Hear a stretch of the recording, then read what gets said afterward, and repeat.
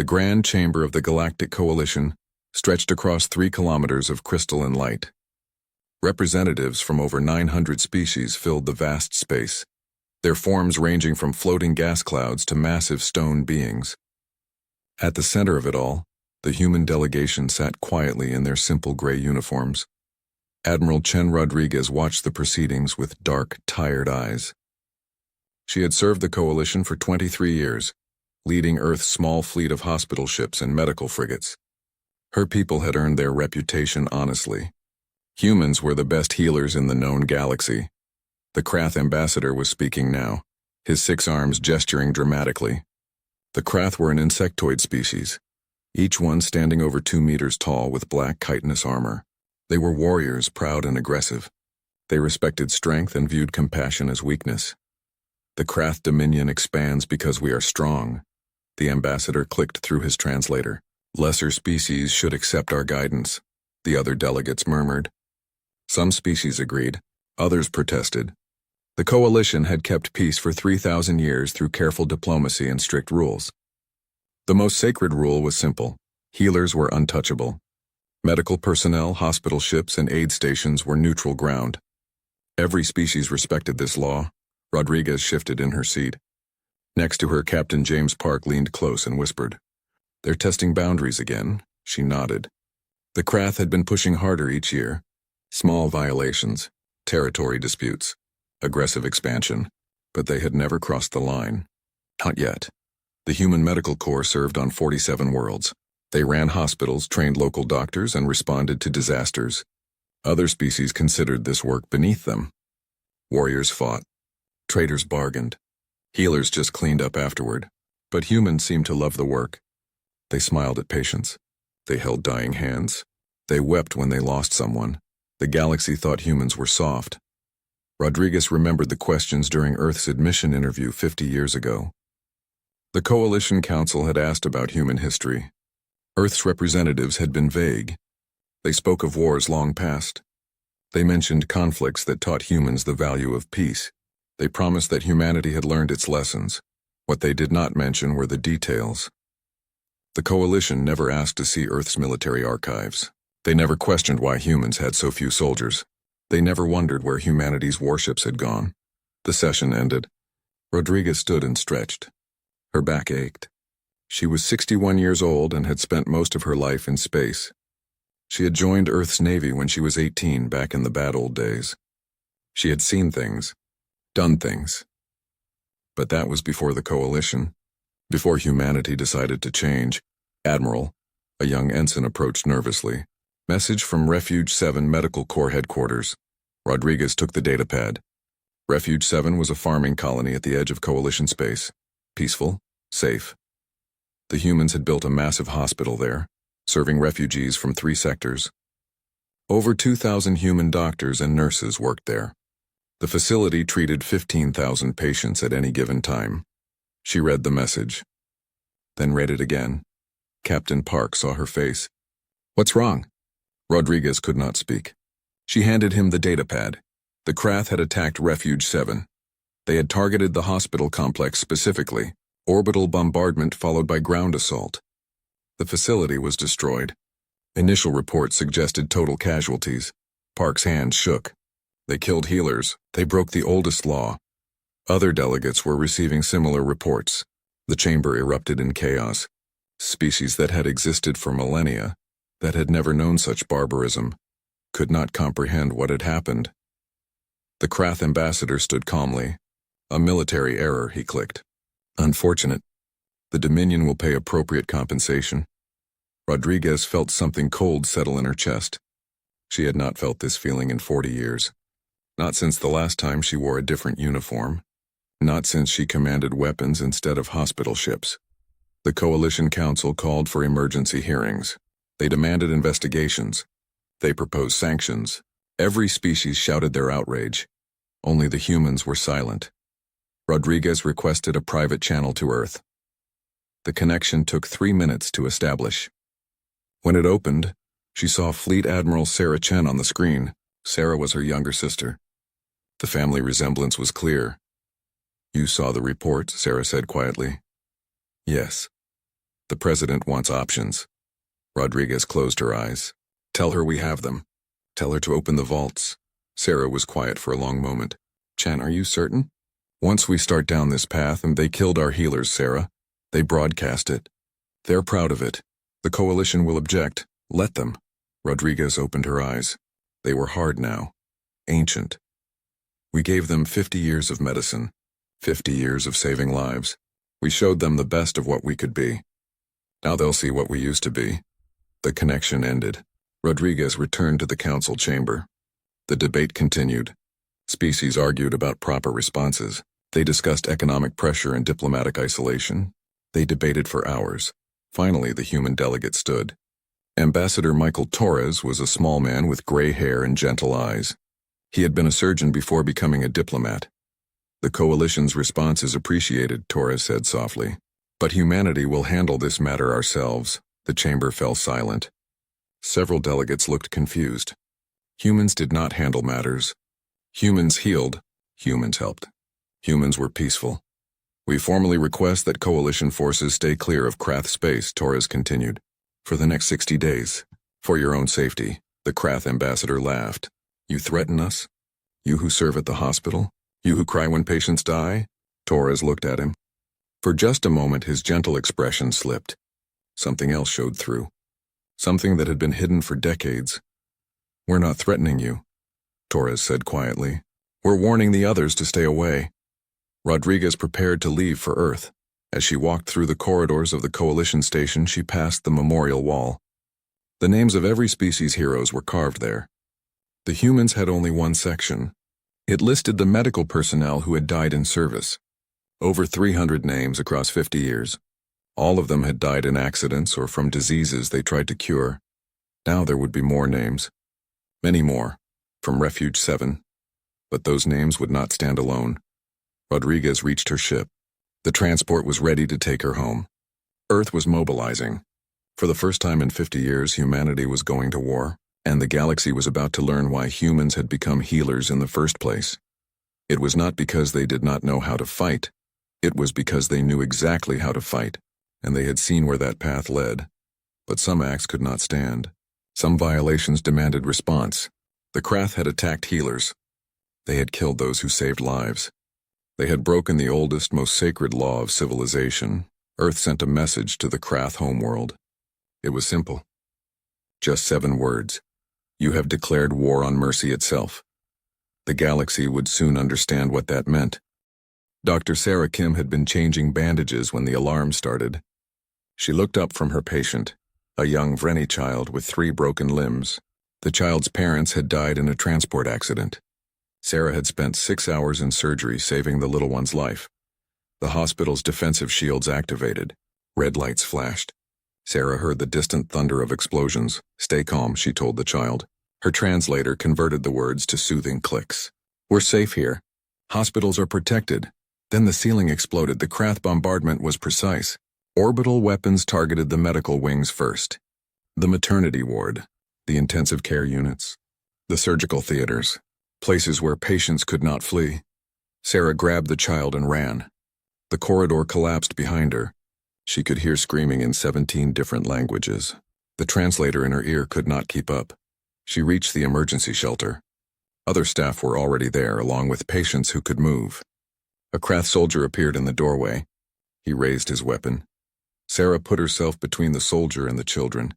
She raised her hands, showing the red cross symbol on her uniform, the universal sign of healers. The soldier shot her anyway. She fell. As her vision faded, she saw the children die. All of them. The soldier was methodical, efficient. He made sure no one survived. Her last thought was confusion. Why would anyone do this? 3 sectors away, Admiral Rodriguez received the detailed reports. The Krath had not simply attacked the hospital. They had live-streamed it. Propaganda footage showed their soldiers executing wounded patients. Images showed burning medical wings. Audio recordings captured screams. The Krath wanted the galaxy to see. They wanted everyone to know that the rules no longer applied. That the strong could do whatever they wished. That mercy was for the weak. 15,000 patients died. 2,000 human medical personnel were killed. Doctors, nurses, technicians, orderlies. people whose only weapons were scalpels and medicine. The youngest victim was 3 days old. A human infant born premature, still in an incubator. The oldest was Ambassador Kira, a Vreni diplomat who was 147 years old. She had been recovering from heart surgery. They killed them all. The Galactic Coalition Emergency Council met within hours. Every species sent representatives. The evidence was clear. The Krath had committed an act so barbaric that many species had no words for it. Some of the older races had forgotten such things were even possible. The debate lasted for days. What should be done? Economic sanctions? Diplomatic isolation? Military intervention? The problem was simple. The coalition had no real military. They had peacekeepers, police forces, but they had not fought a war in 3 millennia. Their weapons were museum pieces. Their tactics were theoretical. Their soldiers were security guards who checked identification. The Krath knew this. They counted on it. "We will pay reparations," the Krath ambassador announced. "A suitable amount for the error." Error. He called it an error. The human delegate sat silently through it all. Ambassador Torres did not argue, did not protest. He simply watched and took notes. On the 3rd day, Torres requested to speak. The council granted permission. "The Galactic Coalition has shown remarkable restraint," Torres began. His voice was calm, professional. "The debate has been thoughtful and thorough. Humanity appreciates the support many species have offered." He paused. Some delegates nodded, pleased that the humans understood. However, Earth must decline the Coalition's assistance in this matter. Silence fell across the chamber. "We will handle the Krath situation ourselves," Torres continued. "We ask only that Coalition vessels stay clear of Krath space for the next 60 standard days." "This is for your protection, not theirs." The Vreni delegate stood. His species had lost over 3,000 patients in the attack. "Ambassador Torres, we understand your grief, but humanity lacks the military capacity for such action. You operate hospital ships and medical transports. How can you possibly—" "We have sufficient resources," Torres interrupted gently. "Trust me when I say that Earth is quite capable of handling this." The Krath ambassador laughed. It was a harsh clicking sound. "You send doctors to fight warriors. You send nurses to battle soldiers. Humans accept reality. You are healers. You are soft. You are weak. The strong dominate. This is the natural order." Torres turned to face the Krath delegate. His expression remained pleasant, but his eyes were cold. "You destroyed a hospital," Torres said quietly. "You killed healers. You murdered patients. You broadcast it as propaganda. You wanted the galaxy to see what happens when someone challenges you." "Yes," the Krath clicked proudly. "Now all will know the price of opposing the Dominion." "No," Torres corrected. "Now all will know what happens when someone makes humanity remember why we became healers in the first place." The statement made no sense to most delegates, but a few of the oldest species exchanged glances. They had read Earth's admission files more carefully than others. They had noticed the gaps in human history, the missing records from the 21st and 22nd centuries, the careful silence about humanity's wars. Earth's president addressed the coalition later that day via broadcast. President Maria Santos was 70 years old. She had been a battlefield surgeon in her youth. Before the change. Before humanity put away its weapons. "To our friends in the Galactic Coalition," she began. "Humanity thanks you for 50 years of peace. You welcomed us. You trusted us. You gave us the chance to show the best parts of our nature. We will always be grateful." She paused. Her expression hardened. "But to the Krath Dominion we say this. You have attacked healers. You have murdered those who save lives. You have violated every law of civilized behavior. We gave you one chance to surrender. We sent a warning. You ignored it." Another pause. "Earth is now mobilizing. We are opening archives that have been sealed for 5 decades. We are activating protocols that we swore never to use again. We are waking people who we hoped would sleep forever." The broadcast ended. Within hours, Coalition intelligence reported unusual activity around Earth. Ships were launching from hidden stations. Facilities deep underground were coming online. Most disturbing were the reports from Earth's lunar colonies. Someone was opening the cryogenic vaults. The Krath Dominion dismissed the threats. They had scanned human space. Earth had 12 small ships, hospital vessels and transports. Nothing that could threaten the Dominion's 1,000-ship fleet. What the Krath did not know was that humans were very good at hiding things. And Earth had spent 50 years building weapons they prayed they would never use. Admiral Rodriguez stood in front of the monument on the moon. It was a simple black wall with names carved in white stone. Over 1 million names. Every human who had died in Earth's last war. The war that almost destroyed humanity. The war that taught them to choose a different path. I'm sorry, she whispered to the names. We tried. We really tried to be better. Behind her, engines roared.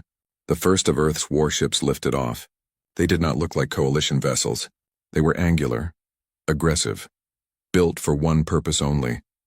The message had been sent to the Krath. Now Earth would deliver it personally. The Krath had wanted to show the galaxy what strength looked like. They had wanted to prove that mercy was weakness. They had wanted to demonstrate that the strong could do whatever they wished. They were about to learn the difference between strength and cruelty, between warriors and killers, between civilization and barbarism, and most importantly, they were about to learn that the reason humanity became healers was not because they could not fight. It was because they knew how to fight so well that they terrified themselves. The galaxy was watching, and Earth was done hiding. The vault was located 3 kilometers beneath the lunar surface. Admiral Rodriguez walked through corridors that had not seen visitors in 50 years. Her footsteps echoed in the darkness. Behind her, a small team of technicians worked to restore power. The blast doors were 5 meters thick. They were designed to survive orbital bombardment, even nuclear strikes. These doors were not meant to keep people out. They were meant to keep something in. Rodriguez placed her hand on the scanner. It took several minutes for the ancient system to verify her credentials. Finally, lights turned green. The doors groaned. Slowly, they began to open. Inside, rows of cryogenic pods stretched into the darkness, thousands of them. Each one contained a person. Not volunteers. Not heroes. These were the ones humanity had chosen to lock away. War criminals. Mass murderers. The architects of atrocities. The men and women who had brought Earth to the edge of destruction. Rodriguez walked past the pods, reading names. General Viktor Komarov, who had ordered the nerve gas attacks on Moscow. Colonel Sarah Hughes, who had designed the autonomous kill drones. Dr. James Chen, who had created the genetic plague. Admiral William Stone, who had bombarded Paris. These were not soldiers. These were monsters, and humanity had kept them frozen rather than execute them. Just in case the galaxy ever needed to see what humans could become when they stopped holding back. The first pod was opening. The man inside was old, gray-haired, with a scarred face. General Konstantin Volkov. He had led the Siberian campaign, a 3-year war that killed 17 million people. His tactics had been so brutal that his own government arrested him. Volkov's eyes opened. He took a gasping breath. Medical staff rushed forward with oxygen and stimulants. It took several minutes for him to focus. "Where am I?" he croaked. "The moon," Rodriguez answered. 53 years have passed since you were frozen." Volkov looked around. Recognition slowly returned to his eyes. "The war. Did we win? We nearly destroyed ourselves. Both sides lost. That's why you're here." Volkov sat up slowly. His body was weak from decades of sleep. "Then why wake me? The council promised I would stay frozen unless—" He stopped. Understanding dawned. Someone started another war. "Not us," Rodriguez said. "An alien species called the Krath. They attacked a hospital, killed 2,000 medical personnel, 15,000 patients, mostly civilians. They broadcast it as propaganda." Volkov was quiet for a long moment. Then he started laughing. It was a harsh, bitter sound. "You became healers. Humanity became doctors and nurses. How wonderful. How noble. And now someone killed your healers and you don't know what to do." "We know exactly what to do," Rodriguez said coldly. "That's why you're being woken up." Volkov stopped laughing. "I see, you want my expertise. The Krath have 1,000 ships. They control 17 star systems. They have 3 billion soldiers. And they think humans are soft, are you? That's what we're about to find out." Over the next week, more pods opened. 50 in total, 50 of humanity's worst. Each one was given the same choice. Help humanity fight this war, or go back to sleep forever. Every single one of them chose to fight. The galaxy watched in horror as Earth's preparations continued. Coalition observers reported what they saw. Weapons that had been illegal for 3,000 years were being built. Ships designed for pure destruction. Chemical weapons. Biological weapons. Nuclear weapons. The Vreni ambassador confronted Torres. You cannot use such things. The Coalition banned them millennia ago. The Coalition banned them for Coalition members, Torres replied. Earth never signed those treaties. We simply chose not to build such weapons. Now we're choosing differently. This is madness. You will destroy yourselves again, perhaps. But the Krath will definitely be destroyed first. Earth's museums were emptied. Tanks that had sat in glass cases were refurbished. Fighter jets that had been historical displays were made flight-ready. Submarines that had decorated parks were launched. Every weapon humanity had ever built was brought out of retirement. But the ships were the most disturbing. Coalition sensors detected vessels emerging from hidden stations throughout the solar system. These ships did not have medical bays or passenger quarters. They had gun decks, missile batteries, energy weapons, armor plating. Earth had built these ships 50 years ago. Just in case, they had hidden them away, hoping never to use them. But they had kept them maintained, ready, waiting. Now they launched. 60 warships, not large by galactic standards. But they moved differently than Coalition vessels. They were fast, aggressive, predatory, and they were crewed by humans who remembered how to fight. General Volkov stood on the bridge of the ESS Retribution. He wore a human military uniform again. It felt strange after so many years, but also familiar, comfortable. Status report, he ordered. The tactical officer responded. All weapon systems online. Nuclear arsenal at full capacity. Biological weapons ready for deployment. Chemical weapons standing by. Conventional weapons loaded and ready. Volkov nodded. He looked at the star map. The Krath Dominion was marked in red. 17 systems. 3 billion people. 1,000 ships. They think they're warriors, Volkov said quietly. They think because they fight, they understand war. But war is not about fighting. War is about breaking the enemy's will, making them wish they had never been born, making them beg for mercy. He turned to the crew. Young humans, all volunteers. They had been born after Earth's last war. They had grown up in the age of healing. They did not understand what he understood. Not yet. In the old days, we fought each other, Volkov said. Human against human. We knew each other's limits. We knew when to stop. But the Krath don't know our limits. They think we're soft. They think mercy is weakness, he smiled. It was not a kind smile. We're going to teach them that humans learned mercy the hard way. We learned it by discovering exactly how much damage we could do. We learned it by going too far. We learned it by becoming monsters. The ship's engines flared. They were ready to launch. The Krath killed healers. They attacked the people we sent to save lives. They destroyed the best of what we became. So now they'll meet the worst of what we were. Back on Earth, President Santos addressed the planet. To all citizens of Earth, we are going to war. This is not a choice we wanted. This is not a path we hope to walk again. But the galaxy must understand that there are lines that cannot be crossed. She paused, looking directly at the camera. We became healers because we knew the alternative. We chose mercy because we understood cruelty. We saved lives because we knew how easily they could be taken. The Krath have reminded us of what we left behind, so we will remind them why we left it behind in the first place. The broadcast ended. In the Coalition chambers, delegates watched in stunned silence as Earth's fleet moved toward Krath space.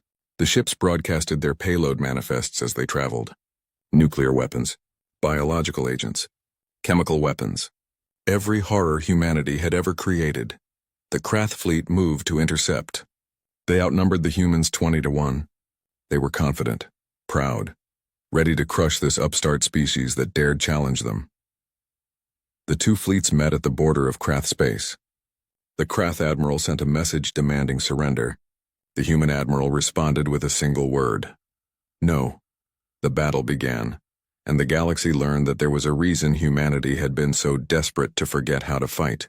It was because they had been too good at it, too efficient, too creative in finding ways to hurt each other. The Krath thought they understood war. They thought their 1,000 victories proved their strength. They were about to discover that humans had spent centuries fighting themselves. And there was no enemy more dangerous than someone who had already faced the worst they could become.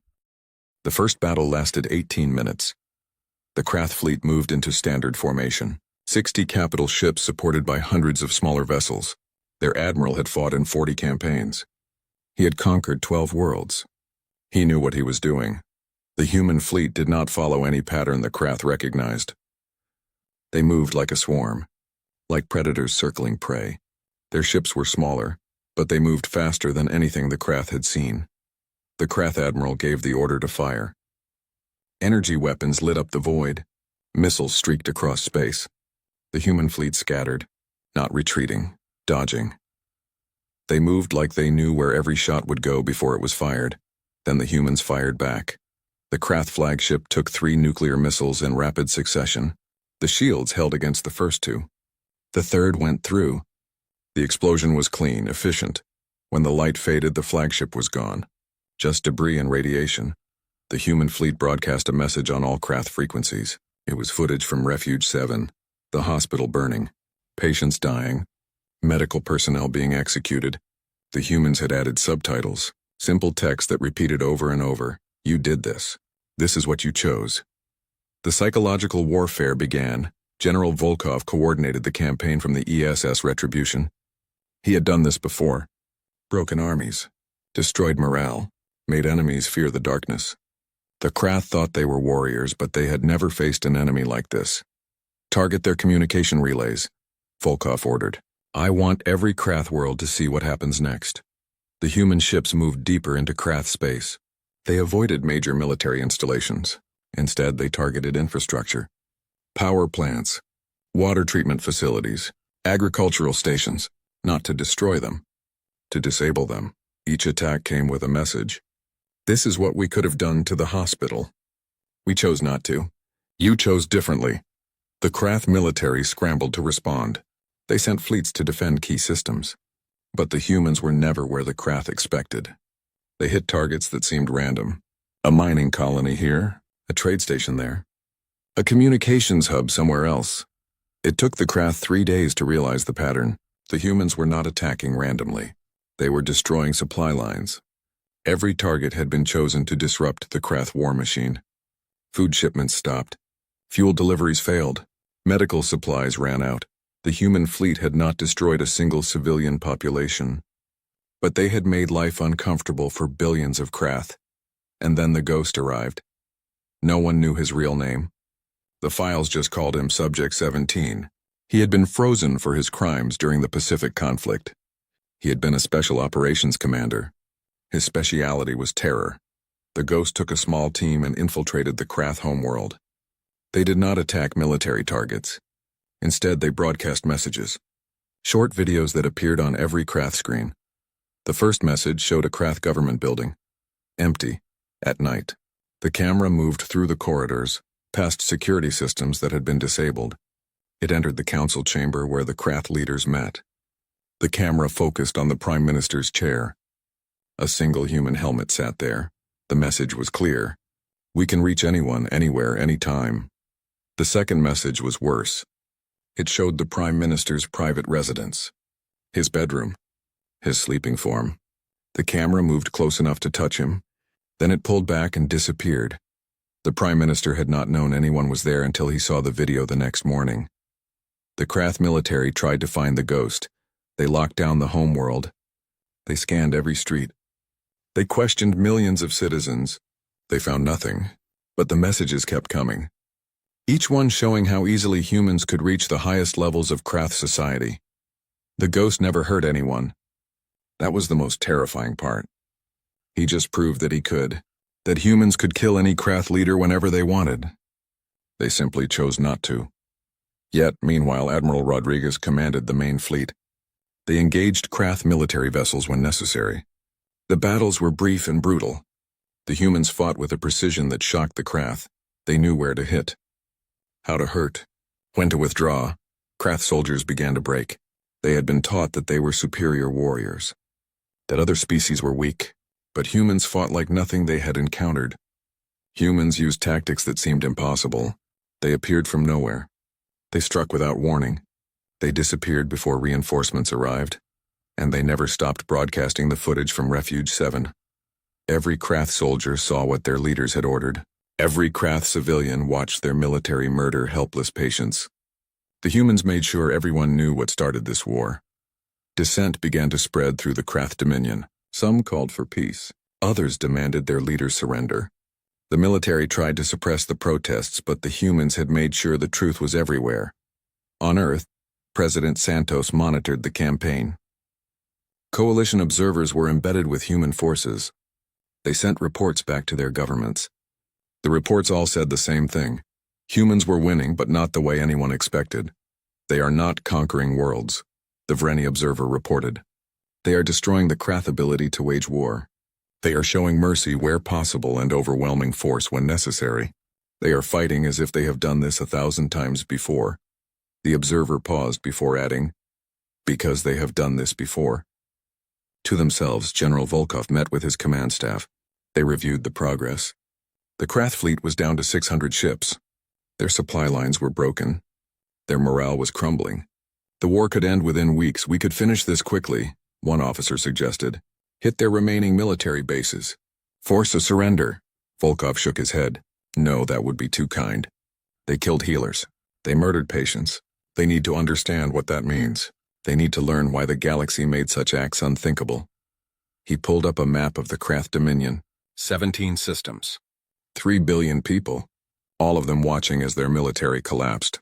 We show them what war really is, Volkov continued. Not glory. Not honor. Not strength. Just suffering. Slowly, methodically, until they beg us to stop. Until they understand that humans became healers because we know exactly how much pain we can inflict. The campaign continued. The humans moved from system to system. They did not occupy worlds. They did not demand tribute. They simply made it impossible for the Krath to fight back. And they kept broadcasting the same message. This is what happens when you attack healers. The Krath tried everything. They called for coalition intervention. The coalition refused. The humans had warned them to stay away. They had given their word that only military targets would be hit. So far, despite the brutality of the campaign, human forces had not harmed a single Krath civilian. The Krath tried to negotiate. Earth refused to respond. The time for talking was over. Now was the time for lessons. In the shadows of the campaign, the freed war criminals worked. Each one brought their expertise.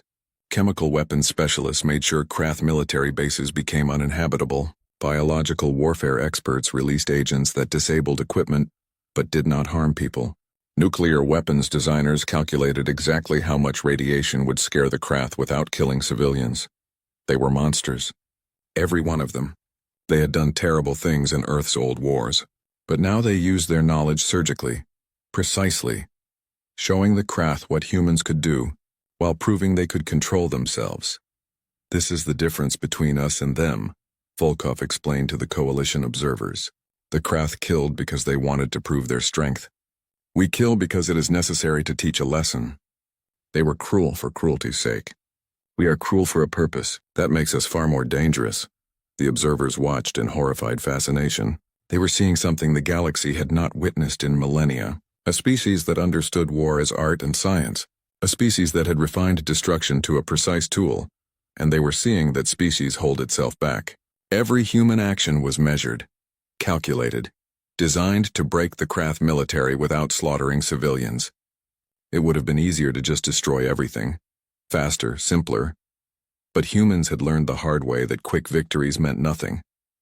Real victory meant making the enemy understand why they lost, making them change, making sure they never made the same mistake again.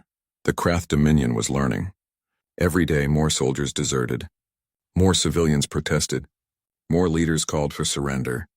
The proud warrior race was discovering that there were species in the galaxy that understood war far better than they did.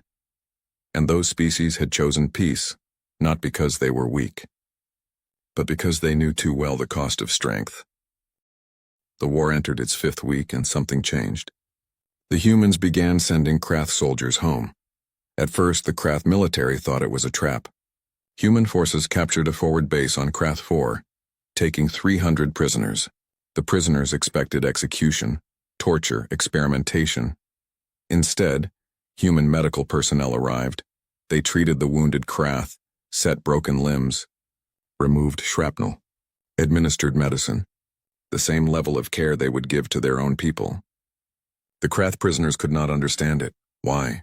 One Krath soldier asked through his translator. He had lost an arm in the battle. Human surgeons had stabilized him and stopped the bleeding. They were preparing to fit him with a prosthetic. Why heal me? I would have killed you. The human doctor looked at him. Her name was Jennifer Wu. She had volunteered for this assignment specifically. Because that's what we do, she said simply. We're healers. But we killed your healers. Yes, you did. And that's why you're going home. You need to tell everyone what we could have done to you. What we chose not to do. The 300 Krath prisoners were loaded onto transport ships. They were given food, medical supplies, comfortable quarters. Then they were sent home with a single message. This is what mercy looks like. Remember it. When the prisoners returned to the Krath Dominion, they told their stories. They had been treated better by humans than by their own military. They had been healed by the same species whose healers the Krath had murdered. The cognitive dissonance was overwhelming. General Volkov called it weaponized compassion. The Krath think they're warriors, he explained to his officers. They believe in strength and dominance, but they've never encountered an enemy who could destroy them and chooses not to. Every soldier we heal and send home carries that knowledge. They know we held their lives in our hands. They know we gave those lives back. He smiled coldly. And that's more terrifying than any weapon. The strategy worked.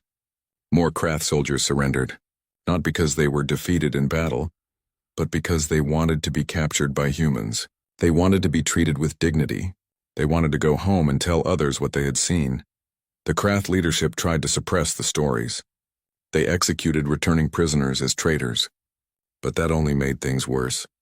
Krath citizens began to question their government. If their own leaders would kill soldiers for being captured, but humans would heal those same soldiers, who were the real monsters? Protests erupted across the Krath Dominion, not in support of humanity, but in opposition to their own government. The war had turned inward. Meanwhile, human forces continued their methodical destruction of Krath military capacity. But they also did something unexpected. In systems they controlled, they began rebuilding infrastructure. Humans repaired power plants they had disabled. They restored water treatment facilities. They fixed communication networks. Coalition observers were baffled. Why rebuild?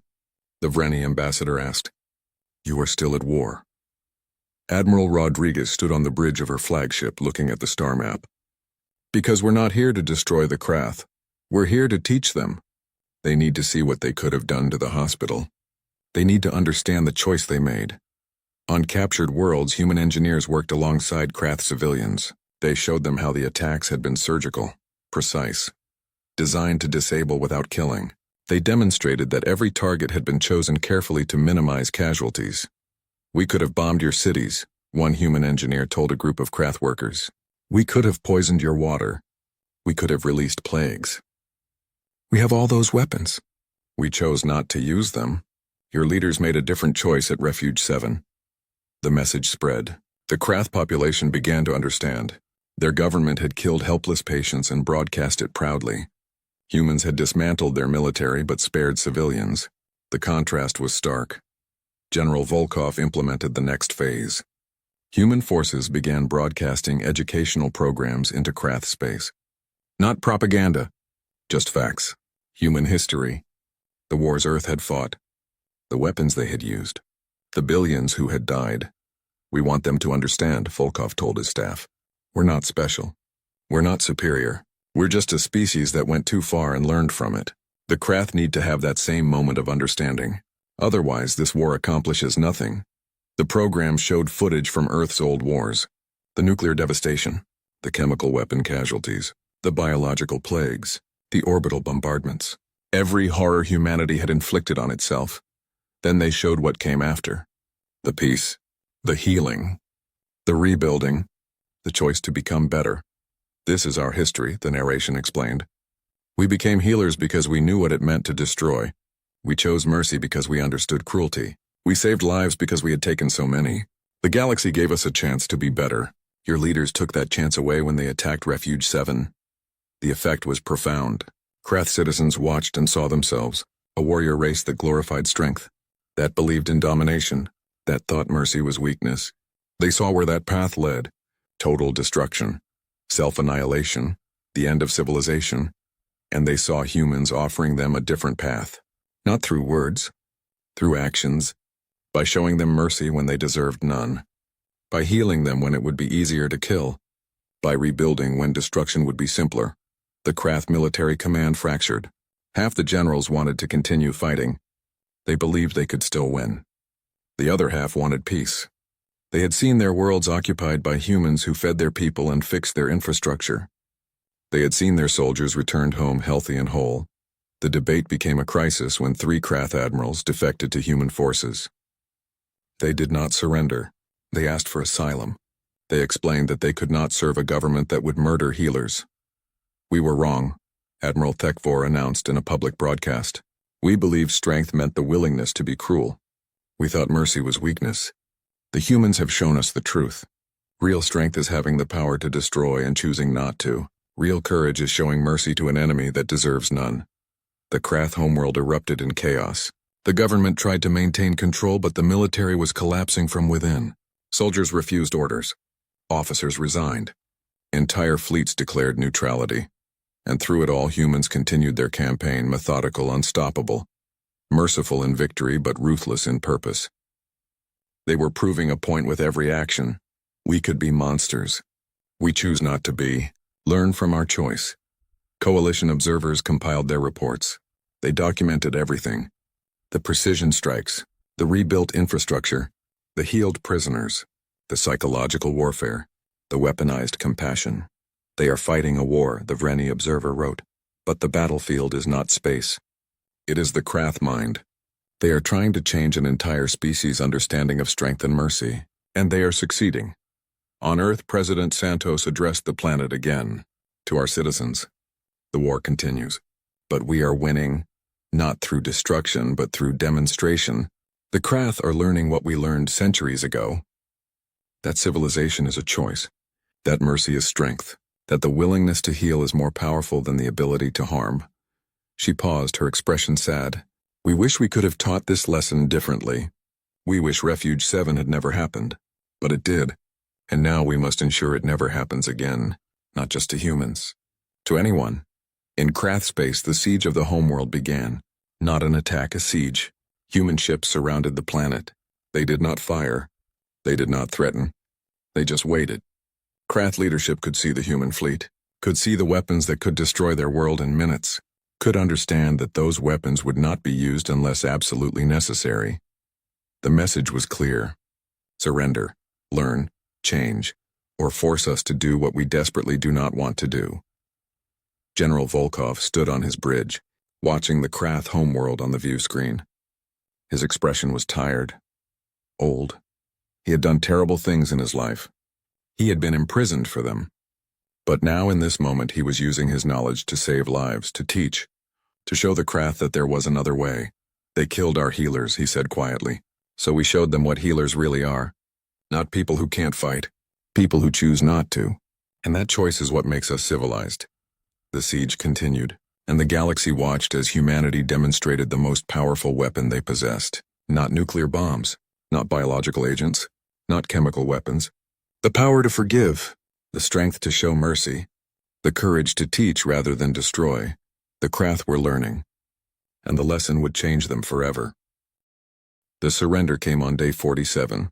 The Krath Prime Minister appeared on every screen in the Dominion. He looked old, tired, defeated, not by weapons but by understanding. "To the human forces," he began. His voice shook. "To the Galactic Coalition. To our own people. The Krath Dominion surrenders unconditionally. We have committed acts that violate every principle of civilization. We murdered healers. We killed patients. We broadcast our crimes as if they were victories. We were wrong." He paused, struggling with the words. For a warrior race, surrender was shame beyond measure. But there was something worse than shame. There was understanding what they had become. "The humans could have destroyed us," he continued. "They had the weapons. They had the opportunity. Instead, they showed us mercy.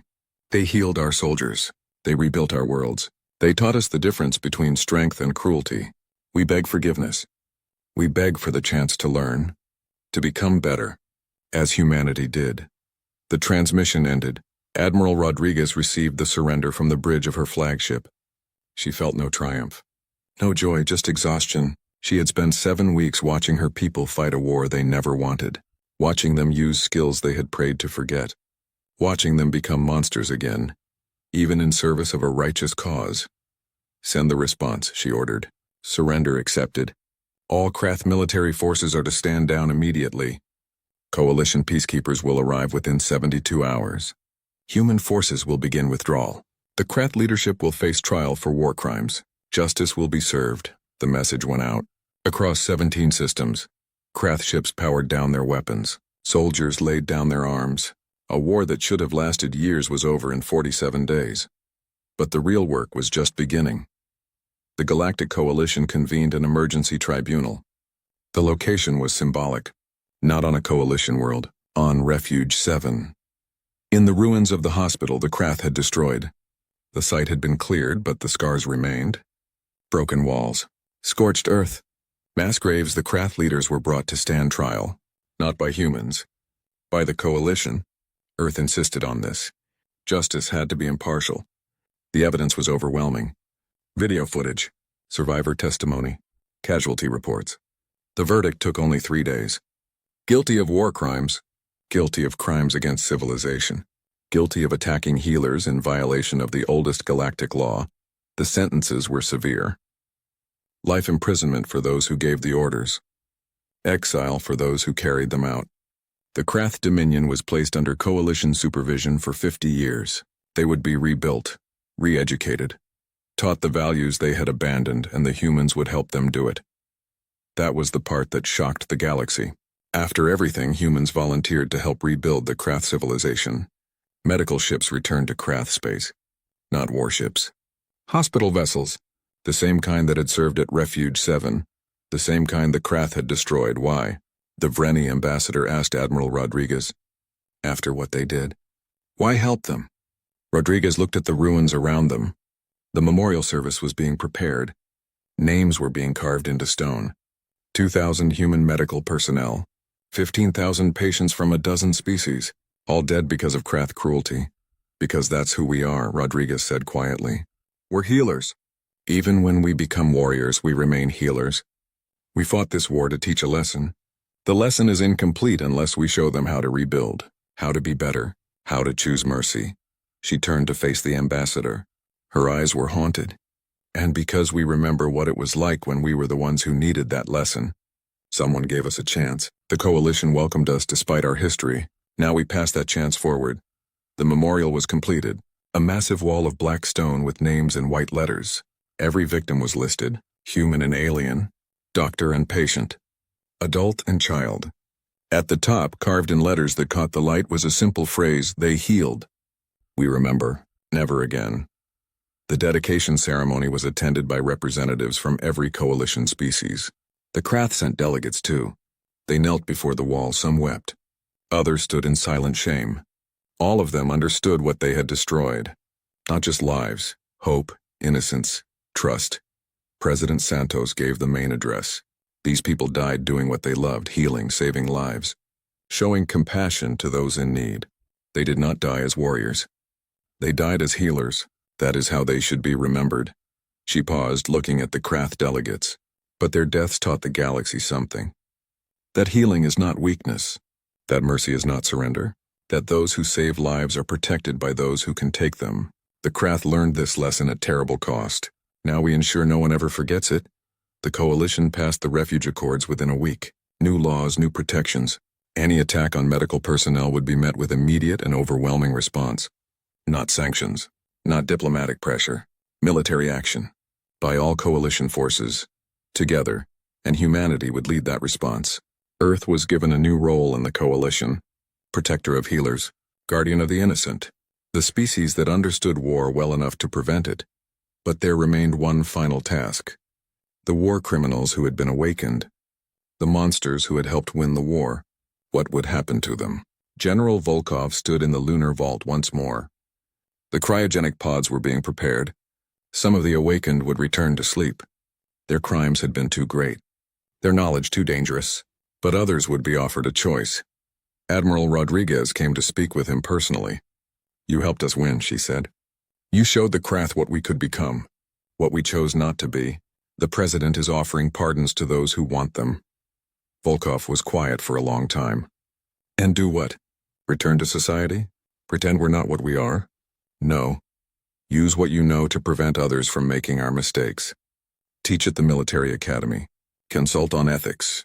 Help the next generation understand why we fight so hard to avoid fighting.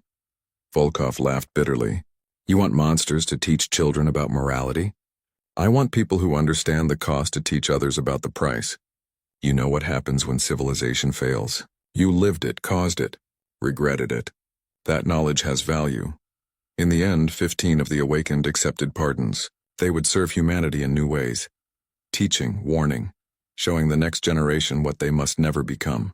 The others chose to return to sleep. They had done their part. That was enough. The human fleet returned to Earth. Victory parades were held in major cities. People celebrated, but the celebrations were muted, thoughtful. Humanity had won a war, but they had also proven they could still become what they feared. The weapons still existed. The knowledge remained. The capacity for destruction had not disappeared. We won, President Santos said in her final address about the war. But victory does not mean we were right to fight. It means we were right to stop the Krath from continuing. There is a difference. She looked directly at the camera. We became healers 50 years ago because we nearly destroyed ourselves. This war reminded us why that choice was necessary. We can be warriors. We can be monsters. We can be destroyers. But we choose to be healers. Not because we cannot fight. Because we understand what fighting costs. The ESS Retribution was decommissioned. It would return to storage.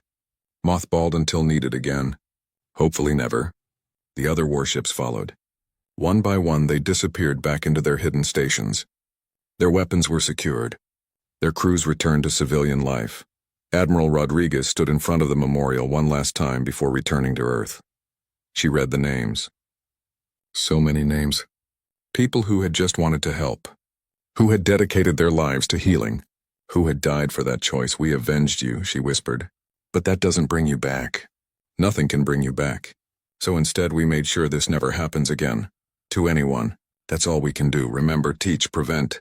She placed her hand on the wall. The stone was cold, permanent, eternal. You were healers. You will always be healers. And because of you, the galaxy understands what that means now. Not weakness.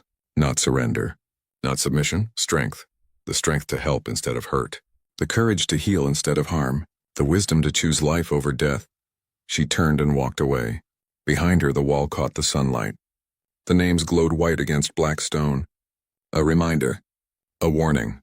A promise. The galaxy had learned its lesson. Attack healers and you face not just military might. You face a species that understands war so well they abandoned it. A species that knows how to fight precisely because they choose not to. A species that will teach you even if the lesson requires breaking you first. Humanity had gone to war. And they had won. But more importantly, they had proven why they had become healers in the first place. Not from weakness. From wisdom. From understanding. From the hard-earned knowledge that mercy is the ultimate expression of strength. The Krath would rebuild. They would learn. They would change. And humanity would help them do it. Because that was what healers did. Even when they became warriors. Even when they unleashed their worst. They remained at their core people who wanted to save lives. That was humanity's true power. Not the weapons they could build. Not the wars they could fight. But the choice they made every single day. The choice to heal instead of harm. To build instead of destroy. To teach. The salvage ship drifted through the empty darkness of space. Commander Velric stood on the bridge, his blue skin reflecting the dim lights of the control panels. His crew had been searching this sector for 3 weeks, looking for anything valuable to sell. "Sir, we have something," his scanner officer called out. Multiple large objects dead ahead. Velric moved closer to the screen. What he saw made his breath catch. Ships, dozens of them. No, hundreds of them, all floating silent and dark in the void. "What species built those?" he asked. The officer checked his database. "They're human vessels, sir." "Very old design? Maybe 300 years or more." Velric smiled. Human technology was always worth good money. Even the old stuff. "Take us to the largest ship." We'll board it and see what we can salvage. The salvage ship moved slowly toward a massive carrier. The vessel was enormous, easily 10 times the size of their own ship. Its hull was scarred and damaged, covered in strange markings and symbols. Across the side, faded letters spelled out a name. Indomitable. No power signatures, the scanner officer reported. No life signs either. It's completely dead. Good, Velric said. That makes our job easier. Prepare the boarding team. 20 minutes later, Velrix and 5 of his crew stood inside the human carrier. Their flashlights cut through the darkness of the corridors. Everything was silent. The air was stale but breathable. This ship is huge, one crew member whispered. How many humans did it hold? Thousands, probably, Velrix answered. He checked his scanner. The main computer core should be 3 levels down. That's where the valuable data will be. They walked through the empty hallways. Their boots echoed on the metal floors. Velrix noticed something odd. The ship wasn't just abandoned. It looked lived in. There were personal items in some rooms. Pictures on walls. Names written on doors, sir. Another crew member called. You need to see this. Velrix entered what looked like a farming area. Rows and rows of dead plants filled the large room. They tried to grow food, he said quietly. This wasn't a military ship anymore. They were trying to survive. Why would they do that? Someone asked. Velrix didn't answer. Something felt wrong about this place. They reached the computer core. Velrix connected his data device to the old human systems. Let's see what secrets you're hiding, he muttered. The moment he activated the connection, lights flickered on throughout the room. Then the hallway. Then from what Velrix could see through the windows throughout the entire ship. What did you do? His crew shouted. Nothing. I just connected to the computer. Alarms began to sound. Red emergency lights bathed everything in crimson. The crew heard mechanical sounds all around them. Door sealing. Systems activating. We need to leave now, Velrix ordered. They ran back toward their boarding point. Behind them they heard something worse than machines, footsteps, many footsteps, and voices speaking in the human language. Velrix risked a look backward. His blood went cold. Humans, dozens of them, emerging from side corridors. But these weren't normal humans. They were thin, pale, their faces hard and cold. They wore old military uniforms, patched and repaired many times. And they were armed. Run! Velrix screamed. The salvage crew sprinted through the corridors. Behind them, the humans didn't chase. They just watched, their weapons raised but not firing. It was somehow more terrifying than being attacked. The crew reached their boarding tube and scrambled through. Disconnect! Go, go, go! Velrix yelled as soon as everyone was aboard. The salvage ship pulled away from the Indomitable. As they retreated, Velrix watched through the window. More lights were coming on throughout the massive fleet. Ship after ship was awakening. What they thought was a graveyard of dead vessels was coming back to life. Get us out of here, he whispered. Maximum speed. Deep inside the Indomitable, Admiral Sarah Kane sat in her command chair. The cryo-sleep fog was clearing from her mind. Around her, her bridge crew was taking their stations, moving with practiced efficiency despite just waking up. Status report, she commanded. Her voice was rough from centuries of sleep. All fleet ships responding, Admiral. Her operations officer reported. We have approximately 42,000 vessels still operational. Systems are old but functional. We're running diagnostics now. How long were we asleep this time? Caney asked. 73 years, ma'am, 73 years. Added to all the other sleep cycles, that made it 307 years since the betrayal. Since the Coalition had left them here to die. Why did we wake up? She asked. External contact, Admiral. Someone boarded the ship and accessed our computers. A salvage crew. They fled when we activated. Caney stood slowly. Her body ached. She was old now, far older than any human should be. The cryosleep had kept her alive but not young. She walked to the main viewport and looked out at her fleet. Her ghost fleet. All those ships, all those people forgotten by the galaxy. They came back, she said quietly. Ma'am? Her officer asked. Caney turned to face her crew. In their eyes she saw the same thing she felt. Anger, pain, a burning need for justice that 300 years hadn't cooled. The salvagers, she explained. They're from the Coalition. The same Coalition that abandoned us, that sabotaged our drives and left us to die in empty space. She paused. They forgot about us. They thought we were gone. She walked back to her command chair and sat down. But we're not gone. We survived. And now they've reminded us that they're still out there, living comfortable lives while we suffered in the dark. What are your orders, Admiral? Her operations officer asked. Sarah Caney looked at the stars beyond her viewport. Somewhere out there was Earth. Home. And somewhere out there were the aliens who had betrayed humanity. Wake everyone, she commanded. All crews, all ships. It's time to stop hiding in the dark. She smiled, and it wasn't a kind smile. It's time to go home. And it's time to collect what they owe us. Throughout the fleet, more ships came alive. Lights blazed in the darkness. Engines that hadn't fired in decades began to warm up, and thousands of humans, the forgotten ones, began to wake from their long sleep. The Ghost Fleet was returning, and it wanted revenge. Lieutenant James Kane walked through the narrow corridors of the carrier Indomitable, the only home he had ever known. He was 26 years old and had never set foot on a planet. He was born in space in this very ship, like his parents before him. The corridors were crowded now. Everyone was awake. After 300 years of rotating sleep schedules, the entire fleet was active at once. It felt strange. James passed dozens of people he had never seen before, people who had been asleep his entire life. Lieutenant Caney, report to Fighter Bay 3, his communicator buzzed. James changed direction and headed toward the fighter bay. He knew why they were calling him. The order had come from Admiral Caney herself, his great-great-grandmother, though he had never actually met her.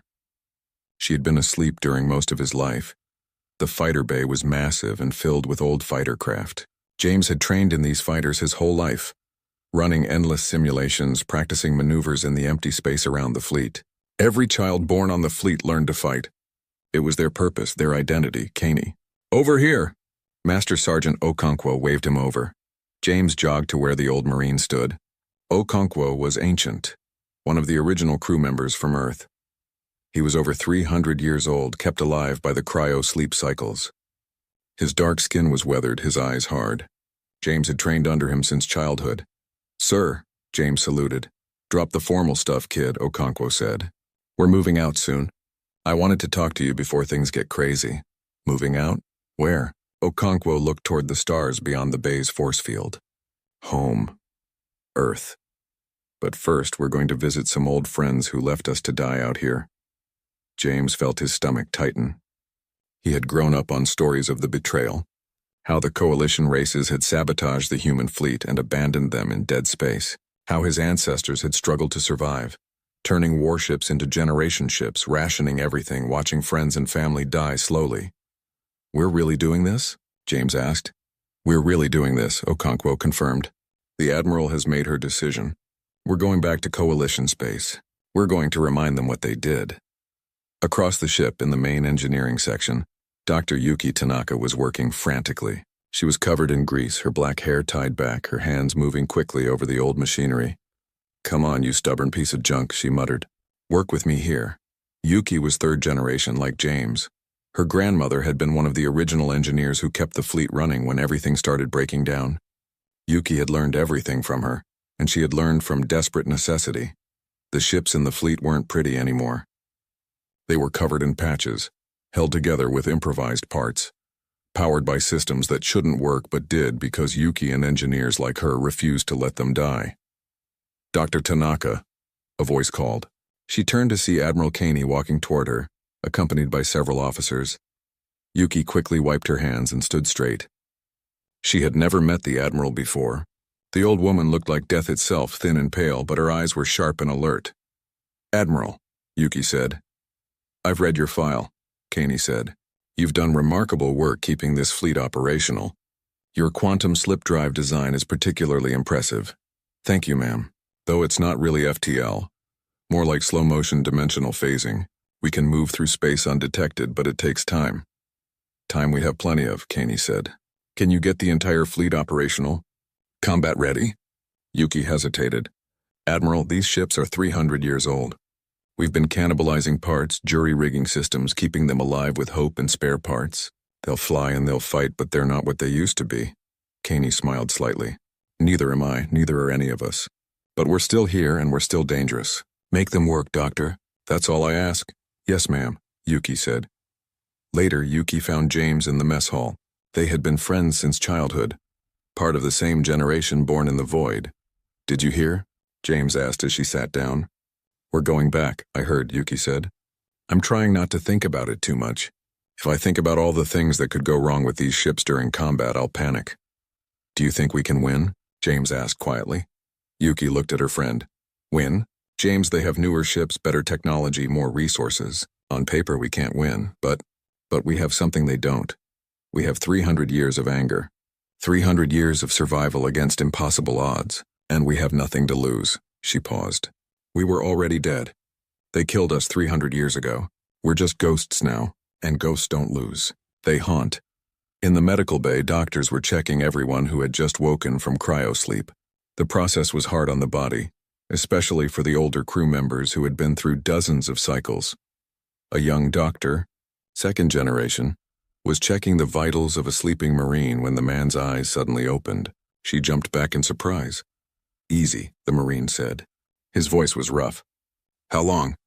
You've been asleep for 82 years, the doctor told him. We're waking everyone now. The Marine sat up slowly. He looked down at his hands. They were scarred and old.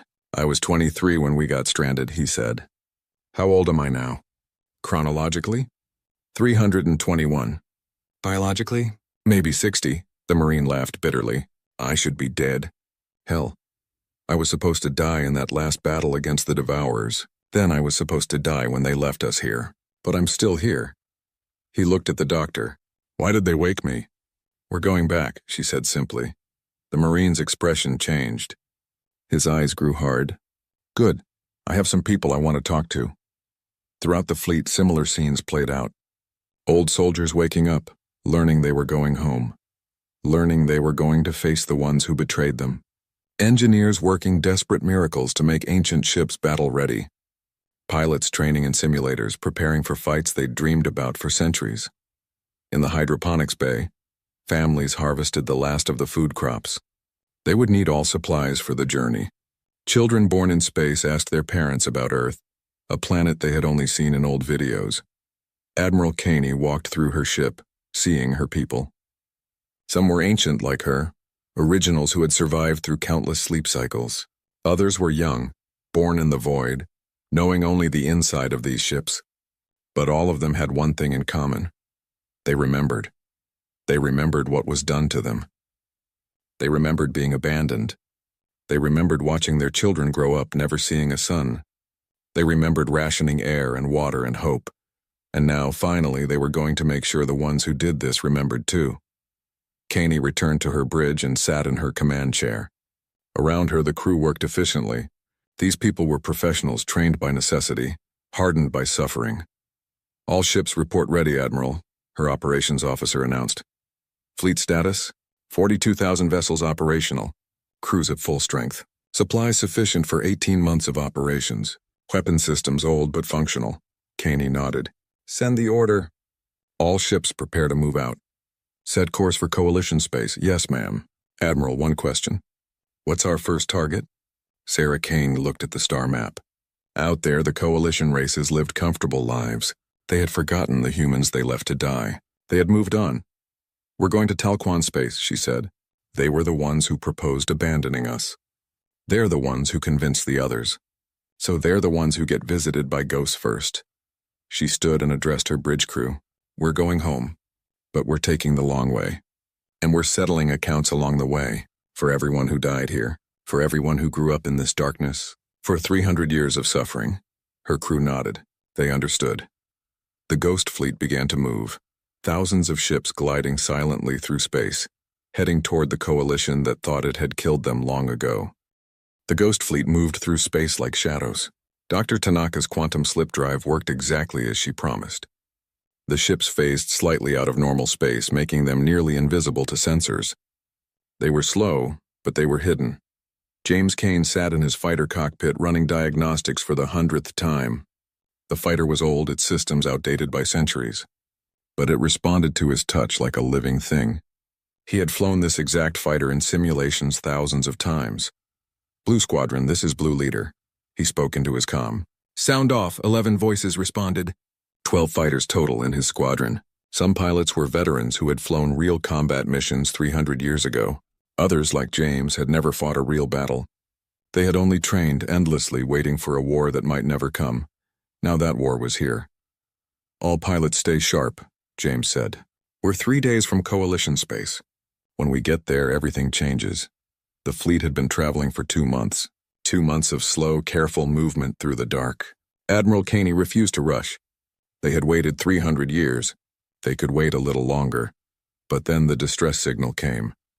"Admiral, we're picking up a transmission." The communications officer reported. "Human colony, New Providence. They're under attack." Everyone on the bridge stopped. "A human colony? Their people? Under attack. Put it on speakers," Caney ordered. The bridge filled with static and desperate voices. "This is New Providence to any coalition ships. We are under attack by unknown hostiles. Request immediate assistance. We have civilians, families. Please, anyone, help us." The transmission repeated over and over. James listened from his fighter bay, his hands gripping the controls. "What are our orders?" someone asked Admiral Caney. Caney was silent for a long moment. "How far are they?" 6 hours at maximum speed, ma'am. But if we go to maximum speed, we'll show up on every sensor in this sector. Our stealth will be gone. And if we don't go?" Caney asked quietly. "If we stay hidden and let them die?" No one answered. They all knew what she was really asking. Were they willing to become like the coalition? Were they willing to abandon people to save themselves? "All ships, maximum speed," Caney ordered. "Fighter wings, prepare to launch. We're going to help them."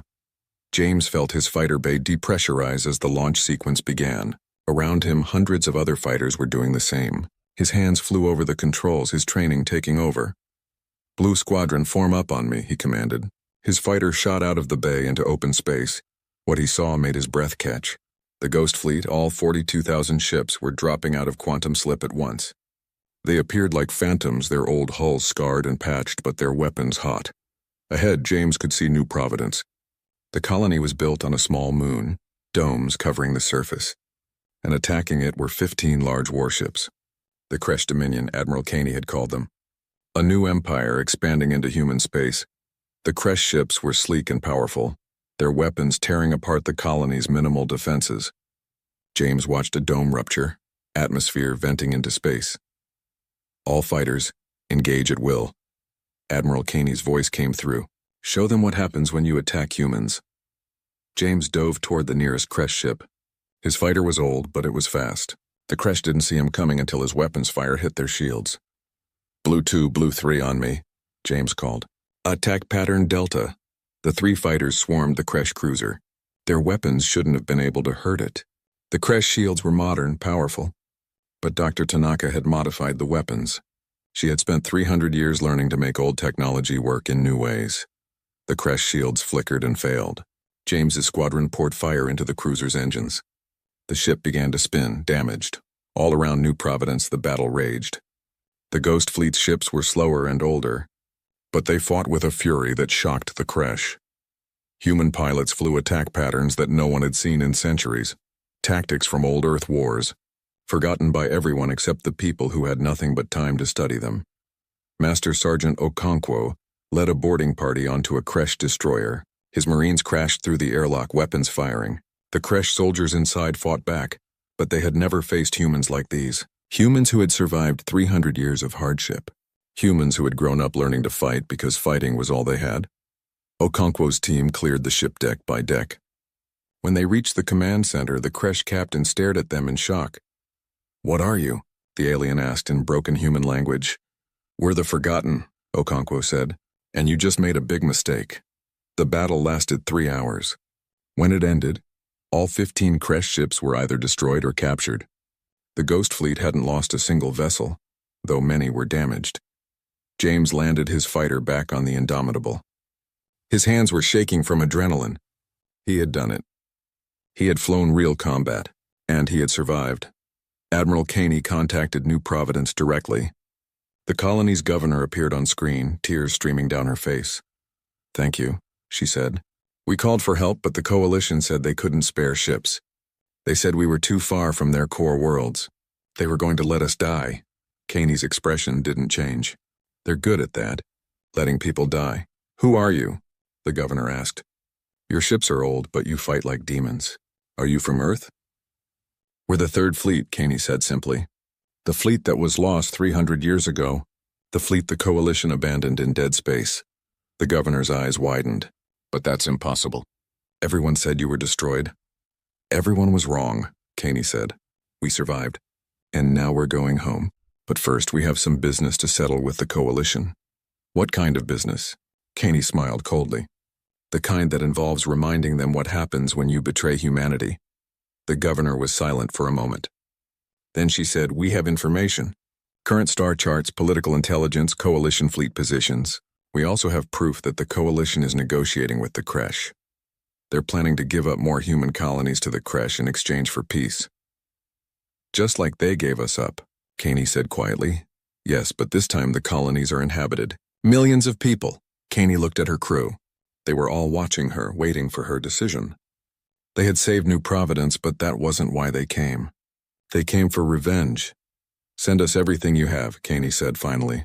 Charts, intelligence, all of it. What will you do? The governor asked. We're going to stop them, Caney said. We're going to make sure the Coalition never abandons another human again. After the transmission ended, Caney sat in her command chair. Around her, the bridge was busy with repairs and reorganization. Admiral, we've uploaded all the data from New Providence, her operations officer reported. It confirms our intelligence. The Coalition is planning to sacrifice 3 human colonies to the Creche next month. Which colonies? New Shanghai, Freedom Station, and Terra Nova. Combined population of 4 million. Caney closed her eyes. 4 million people. 4 million humans that the Coalition was willing to trade away like they didn't matter. Change of plans, she announced. We're not going to Talquan Prime first. We're going to stop the Coalition from giving up those colonies. Admiral, that wasn't the mission, someone objected. We came for revenge. And we'll get it, Caney said. But not at the cost of other humans. We're not like them. We don't abandon our people. She stood and looked at her crew. 300 years ago, they left us to die because they thought their lives were worth more than ours.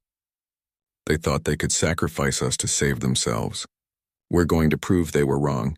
We're going to save those colonies. And then, when we're done, we're going to visit the Coalition and explain exactly what they did wrong.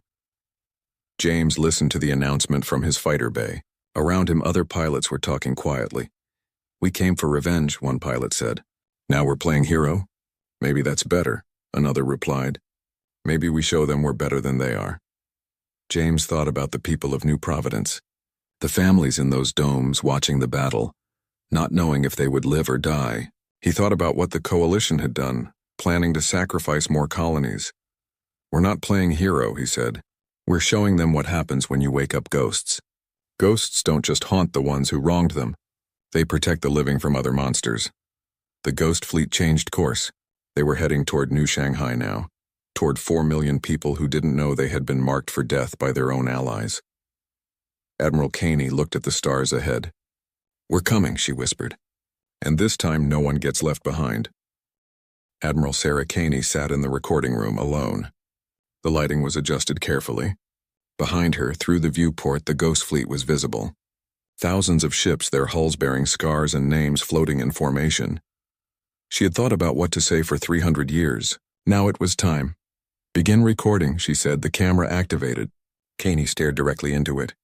She looked old, ancient even. Her face was thin, her skin pale from centuries of recycled air and artificial light. Her uniform was the same one she had worn 300 years ago, patched and repaired countless times. She looked exactly like what she was, a ghost from another time. My name is Admiral Sarah Caney of the 3rd Fleet, United Earth Space Navy, she began. Her voice was calm but hard as steel. 300 years ago, the Galactic Coalition sent us to fight the Devourers. We went willingly. We fought bravely. We helped you win that war, she paused. And then you left us to die. The Talquan sovereignty proposed it first. Humanity's 3rd Fleet was too expensive to maintain, they said. Too many resources needed to bring us home. So they sabotaged our FTL drives and stranded us in dead space. The Tazari Commonwealth agreed. The Vex hierarchy agreed. You all agreed.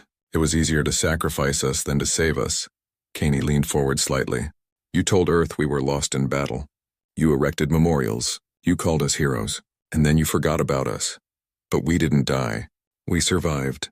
We turned our warships into generation ships. We grew our own food. We recycled our own air. We watched our friends and family die slowly. knowing that help would never come, and we remembered everything you did to us. Behind her, the ghost fleet moved slightly, the ships catching the light. For 300 years, we survived in the dark. We had children. They had children. Generation after generation born in the void, told stories about Earth and about the coalition that betrayed us. And now we're coming home. Kaney's expression grew colder. We know what you're planning. We know you're negotiating with the Kresh Dominion. We know you're planning to give them New Shanghai, Freedom Station, and Terra Nova. 3 colonies, 4 million human lives. You're going to abandon them just like you abandoned us. But here's the difference. This time we're not dead. We're not gone. We're here, and we're not letting you do it again. She stood up, her full uniform visible now. On her chest were medals from another age, ribbons from battles the galaxy had forgotten. This message is going to every coalition world, every coalition leader, every coalition species. We are the Third Fleet, we are the forgotten, and we're done being forgotten. To Earth, we are still loyal to you even if your allies weren't. Stand aside. This isn't your fight. To the coalition, we're coming. Not for conquest. Not for territory. For justice. For accountability. For every human you left to die in the dark. Kaney placed her hand on the viewport behind her. This fleet carries the names of every person who died in the void. Every parent who watched their child grow up never seeing a son. Every soldier who waited 300 years for orders that never came. We carry their memory, and we're bringing it to you. You wanted us forgotten, but we remembered every single one. The recording ended. Kaney sat back down, suddenly feeling every one of her 347 years. Send it, she ordered. Every coalition world. Every frequency. I want everyone to see it. The transmission went out simultaneously across coalition space. On Talquan Prime, the Sovereignty Council watched in stunned silence. On Tazari homeworld, government officials scrambled to verify if it was real. On Vex stations, analysts tried to understand how humans could have survived 300 years. But everywhere, the reaction was the same. Shock, then fear. On Earth, President Chen watched the transmission 3 times. Around him, his cabinet argued frantically. We need to support them, the defense minister said. They're our people. They're threatening the entire coalition, the foreign minister countered. If we side with them, we'll be isolated, cut off from trade, from protection. They already cut us off, another voice said. Earth is barely considered in coalition decisions anymore. They treat us like a backwater world because we're not powerful enough to matter. President Chen raised his hand for silence. What do we know about the Third Fleet? Everything Admiral Kaney said is true, the defense minister reported. We have records. The Third Fleet was sent to fight the Devourers. They won the battle but never came home. The coalition told us they were destroyed. We built memorials, held ceremonies. We mourned them. But they weren't destroyed, Chen said quietly. They were abandoned. The coalition will demand we condemn the Third Fleet's actions, the foreign minister warned. And what would we condemn? Chen asked. That they survived? That they're coming home?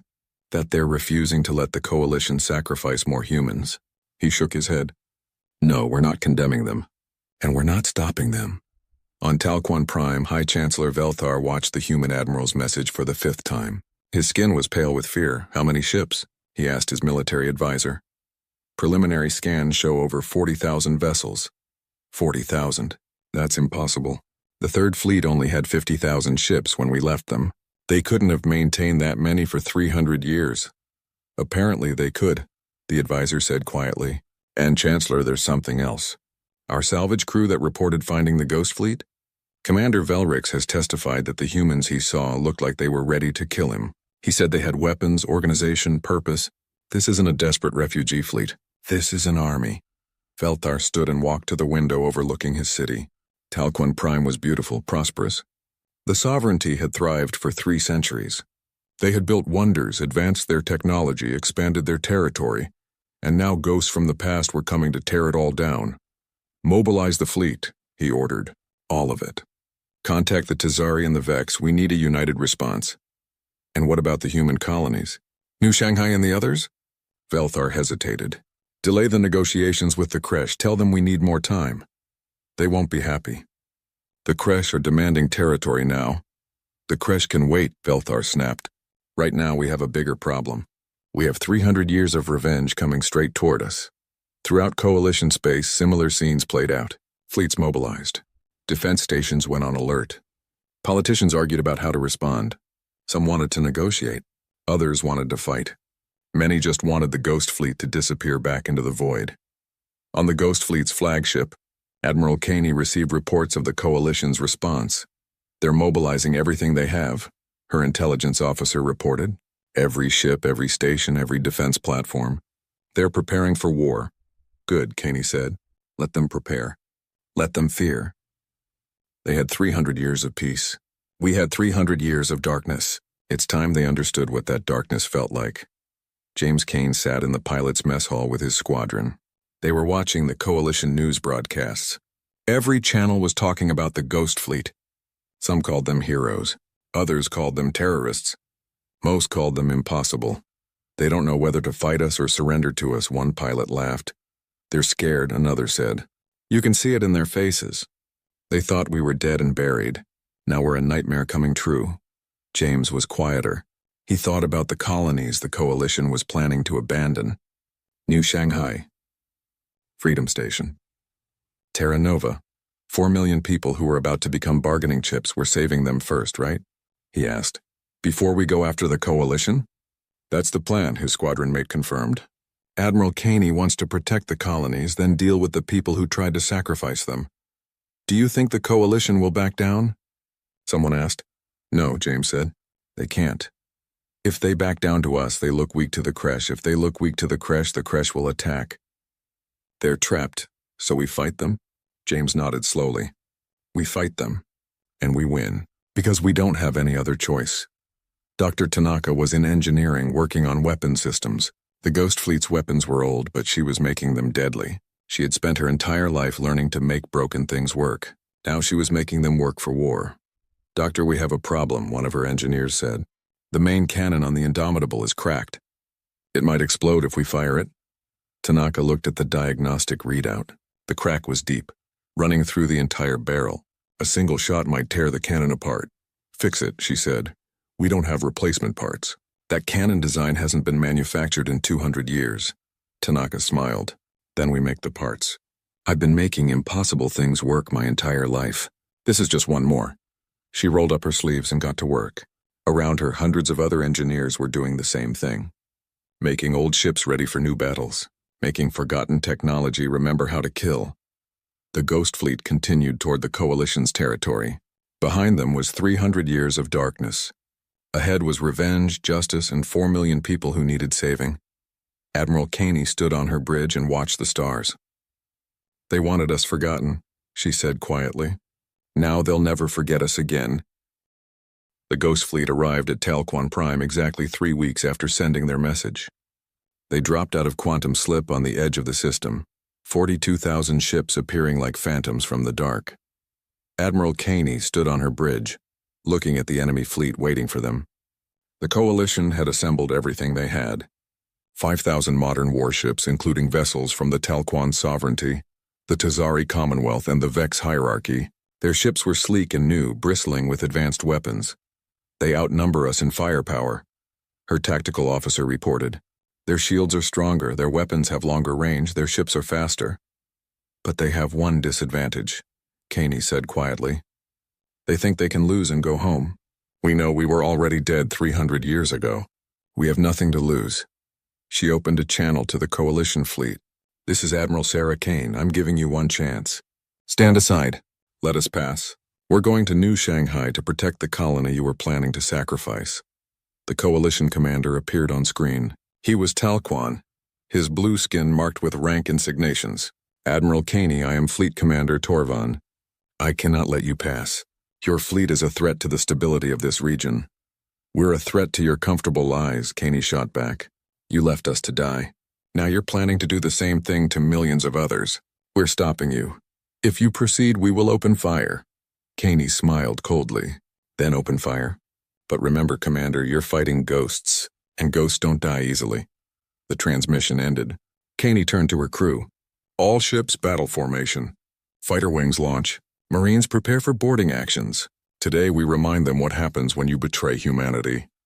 James Cain sat in his fighter, his hands steady on the controls. Around him, thousands of other fighters launched from their carriers. The fighter bay depressurized and he shot into space.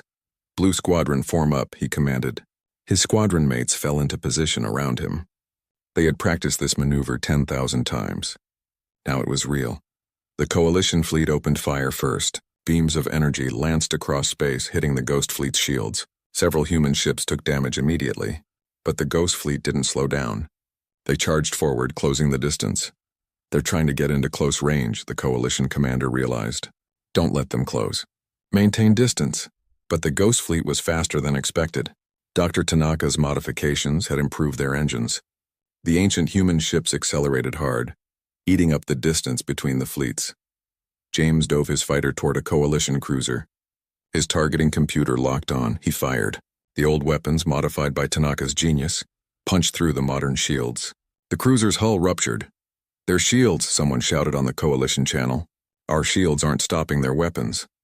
The Coalition had spent 300 years improving their technology. But they had forgotten the old human weapons, forgotten how they worked. Dr. Tanaka hadn't forgotten. She had spent her entire life studying them. And she had found their weaknesses. The battle descended into chaos. The Ghost fleet fought like demons, using tactics from ancient Earth wars. They used ramming maneuvers, something no modern fleet would consider. They used boarding actions, cutting through hulls and fighting deck by deck. They used their fighters in swarm attacks, overwhelming the Coalition's targeting systems. Master Sergeant Okonkwo led his Marines onto a Talquan battleship.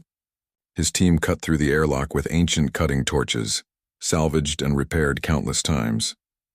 They poured into the ship, weapons firing. The Talquan crew fought back, but they weren't prepared for humans like these. Okonkwo's Marines had trained for 300 years.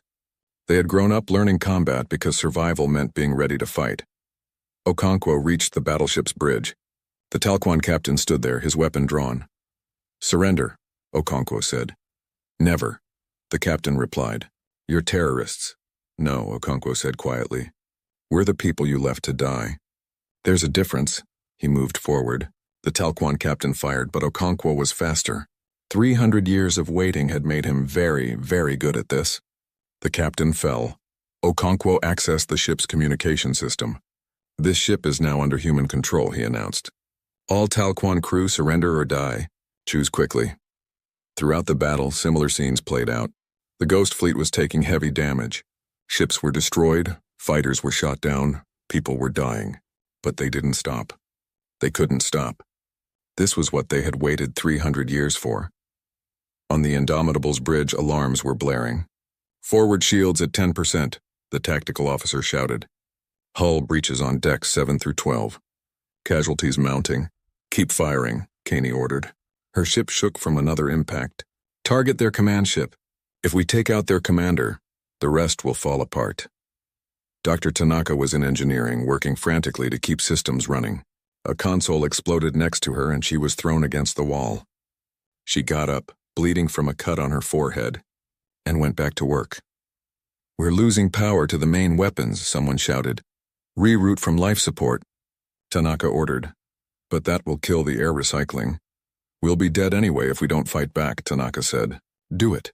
The weapons came back online. The Indomitable's main cannon fired, the repaired weapon holding together just barely. The shot hit the Coalition command ship's shields, overwhelming them. The second shot hit the hull. Commander Torvin felt his ship shudder. Alerts filled his screens.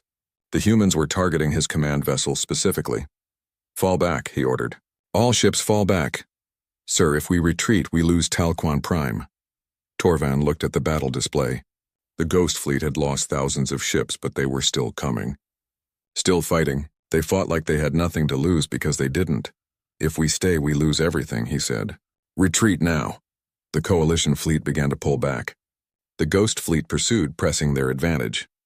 James led his squadron in a final attack run, destroying a retreating destroyer's engines. Then something changed. New contacts appeared on the sensors. Lots of them. "Admiral, we have incoming ships," the sensor officer reported. "Unknown configuration. Kresh Dominion signatures." Caney felt her blood run cold. The Kresh. They had been waiting for this moment. Waiting for the Coalition fleet to be weakened. 30 Kresh warships dropped out of FTL. They were massive dreadnoughts and battle carriers, far larger than anything the Coalition or the Ghost Fleet had.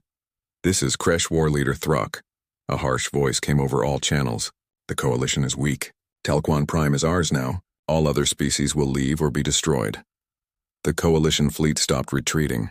The Ghost Fleet stopped pursuing. Everyone stared at the Kresh armada. The Kresh opened fire on everyone. Their weapons tore through Coalition ships. They launched fighters toward the Ghost Fleet. They began orbital bombardment of Talquan Prime itself. Caney watched as Kresh missiles streaked toward the planet below. Toward cities full of billions of Talquan civilians, the same Talquan who had betrayed humanity 300 years ago. "Admiral, what are your orders?" her tactical officer asked. Caney was silent. This was the moment. She could watch the Talquan die. She could let the Kresh destroy them. It would be revenge, perfect revenge. She looked at her crew. At the young people born in the void. At the old soldiers who had waited 300 years. At the names painted on her ship's hull. Names of people who had died in the darkness. "We didn't survive 300 years to become like them," she said finally. "All ships, new target. The Kresh, protect Talquan Prime." "Admiral?" someone questioned. "We're not them," Caney said firmly. "We don't abandon people to die, even if they abandoned us."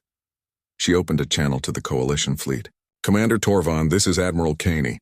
I suggest we continue our disagreement later. Right now we have a common enemy." Torvon appeared on screen. He looked shocked. "You would help us? After everything?" "I'm not helping you," Caney said.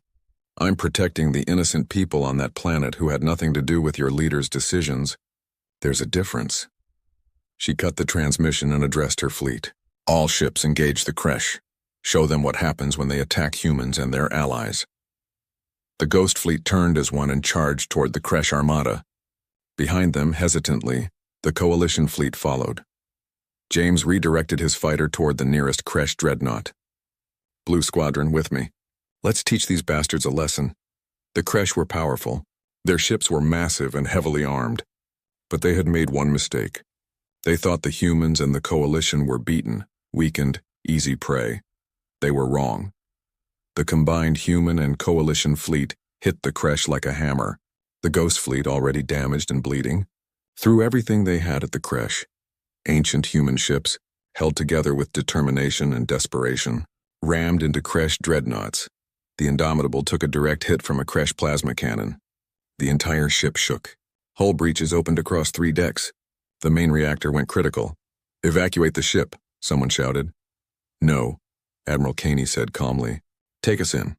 Full speed. Target that Kresh command ship." "Admiral, if we get that close, we'll never pull away." Caney smiled. "I know." She opened a fleet-wide channel. "This is Admiral Sarah Kane. It has been an honor to serve with you all. For 300 years, we survived together. We suffered together. We remembered together. Now we finish." The James Kane watched the explosion from his fighter. The fireball expanded, consuming both the Indomitable and the Kresh command ship. He felt tears on his face. Admiral Caney was gone. His great-great-grandmother, the woman who had kept them alive for 300 years, was gone. "Blue Leader, this is command." A voice came through his comm. It was shaking. "Admiral Caney is, we've lost the Indomitable. You need to return to the fleet," but James couldn't move. He just stared at where the Indomitable had been. Then something happened. The other Kresh ships began to fall back. The destruction of their command ship had broken their formation.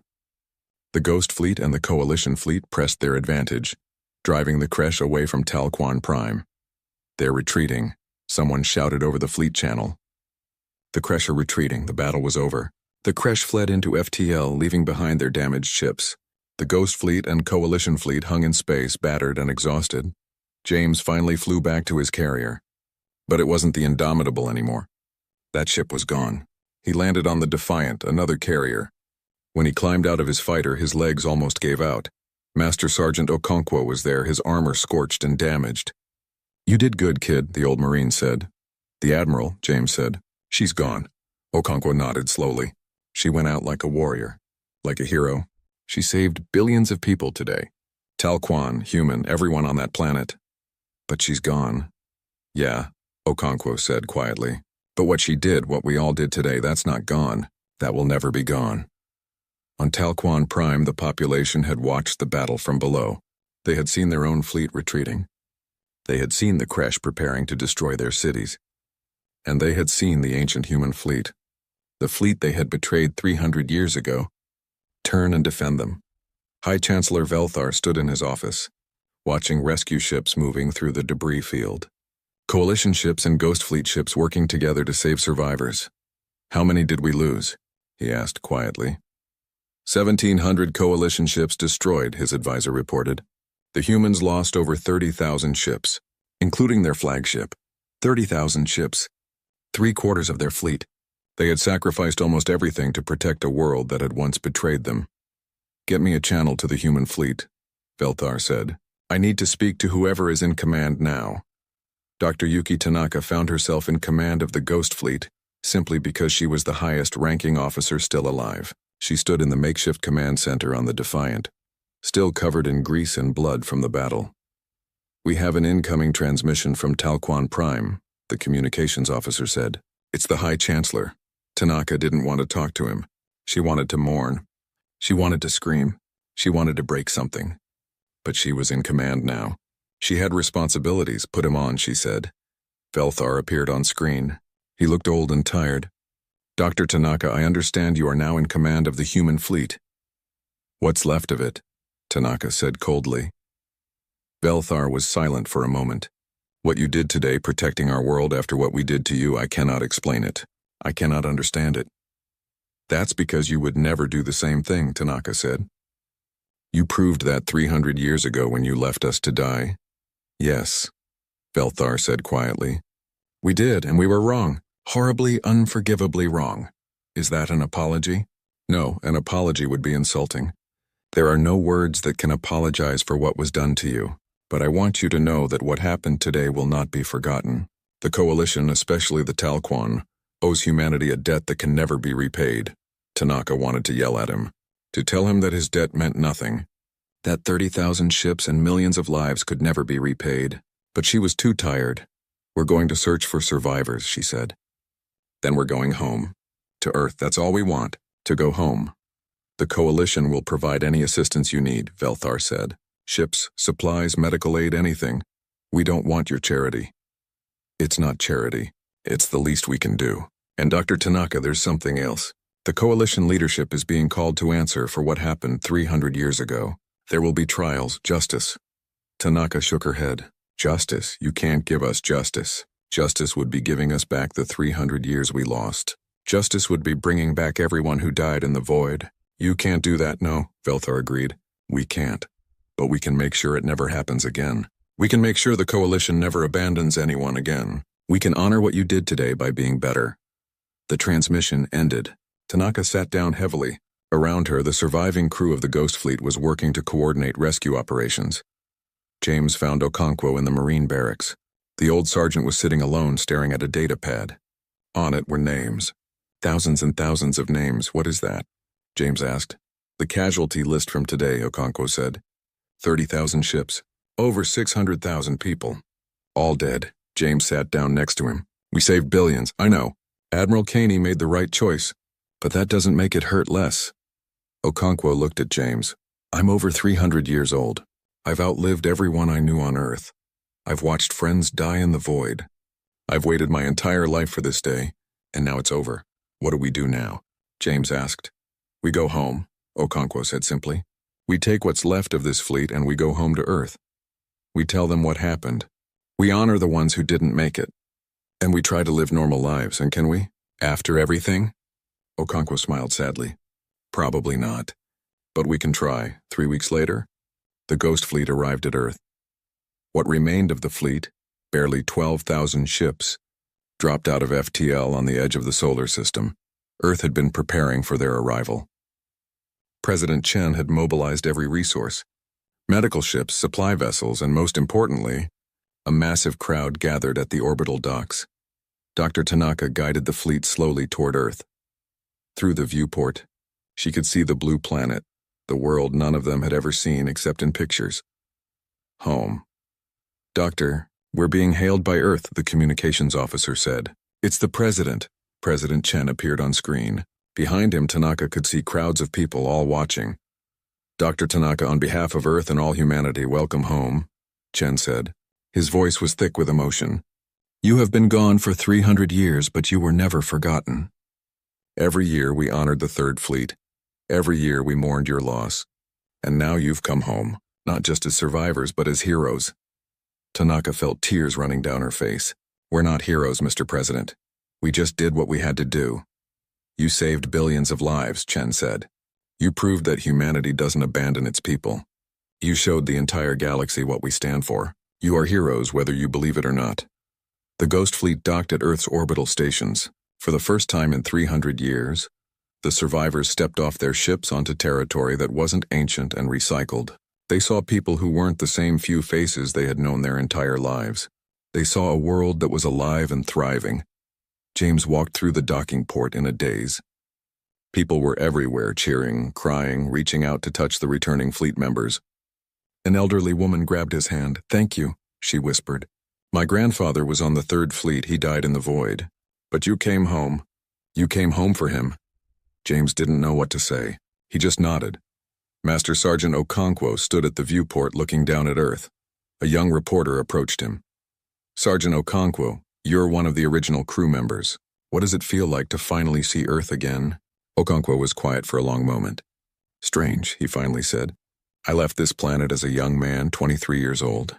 Now I'm over 300. Everyone I knew is long dead. This world is different from the one I left, but it's still home. What will you do now?" "Rest," Okonkwo said. "For the first time in 300 years, I'm going to rest." The coalition kept its promises. Trials were held. The leaders who had orchestrated the abandonment of the Third Fleet were prosecuted. The Talquan, Tazari, and Vex governments all issued formal apologies and paid massive reparations. Human space expanded dramatically.